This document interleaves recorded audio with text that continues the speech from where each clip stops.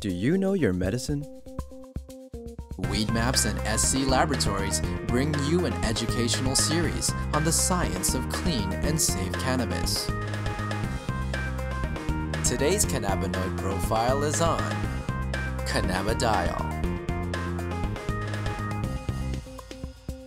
Cannabidiol, or CBD for short, is the second most prominent compound found in the cannabis plant. A lot of the medical benefits of cannabis that are attributed to THC or other cannabinoids are actually due to the CBD content of the cannabis. It has very strong anti-inflammatory properties. And not only does it help suppress inflammation, but there was a study that showed that it also helps the body to not make the chemical that causes inflammation. So it actually has somewhat of a preventive role.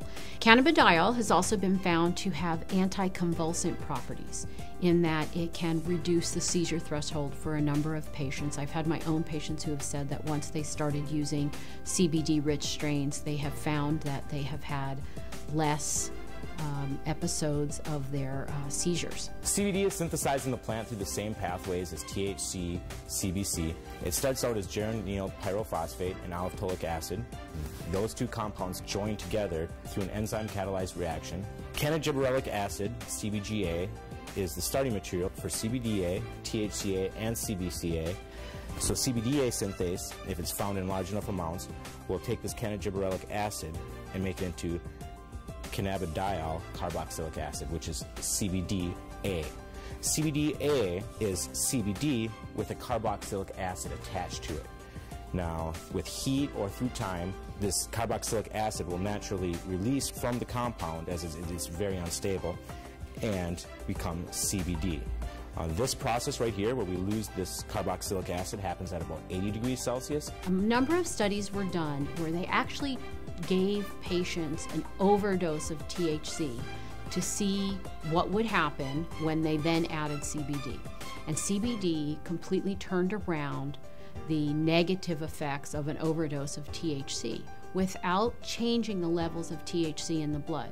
So that means that CBD exerts its own medicinal, just doesn't reverse THC, it actually has its own medicinal properties. CBD has been found to cause cancer cells to what we call commit suicide while preserving the normal cells. And what appears to happen is it appears to bind to the receptors on the cancer cells, which then induce the cancer cell to kill itself. Cannabidiol has also been found to be what we call biphasic in terms of sleep. So at low doses, it's what we call alerting. It kind of keeps you awake. At higher doses, it can be very sedating and cause you to sleep. But what's nice about that is you can control whether or not you are alert or you're feeling tired. When I started testing cannabis about 2 or 3 years ago, we saw virtually no high CBD plants. Almost every plant we tested was high in THC, anywhere from 10% to 20% THC, with some outliers on either end. Some plants would have maybe 1% CBD at the max, 1.5% CBD at the max. Now that we've been testing for a while, we see anywhere from 8 to 15% CBD and maybe 5 or 6% THC in these strains. Some strains we get a 50-50 ratio. It can happen in all different ratios, but what it is it's a recessive gene in plants. So we have breeders have to actively go and try and breed this back into these plants and find these high THC plants that might have that high CBD gene locked away and breed them together and see what they find. And really the only way you can know if it's high CBDA is to test it. With testing and growers or breeders having access to that knowledge base, we see them coming back and reversing some of the trends of the last 30, 40, 50 years and breeding the CBD back into the plants. Now, there have been a number of studies that have looked at cannabidiol, CBD, exerting a protective property to damaged neurons.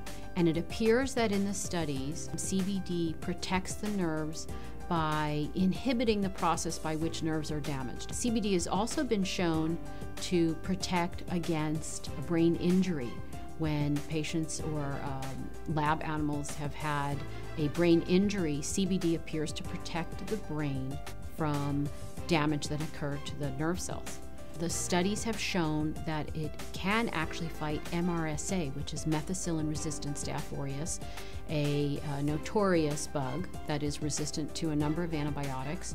A topical application of cannabis was able to fight the infection, and the MRSA was eradicated from that infection site.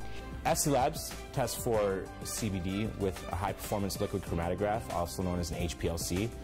There's two different ways you can test for cannabinoids. It's either with an HPLC or with a GC.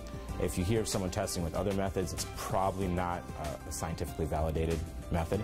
But the problem with the GC is that the GC uses heat to test for these cannabinoids. And as I said earlier, all the acidic cannabinoids are very sensitive to heat. So the GC can give you no information about the acidic cannabinoids. It can only tell you about the non-acidic cannabinoids. The heat is decomposing these compounds. It's definitely decarboxylating all of them. And you're trying to measure it as these compounds are in a state of flux. And that's just, it's kind of fuzzy.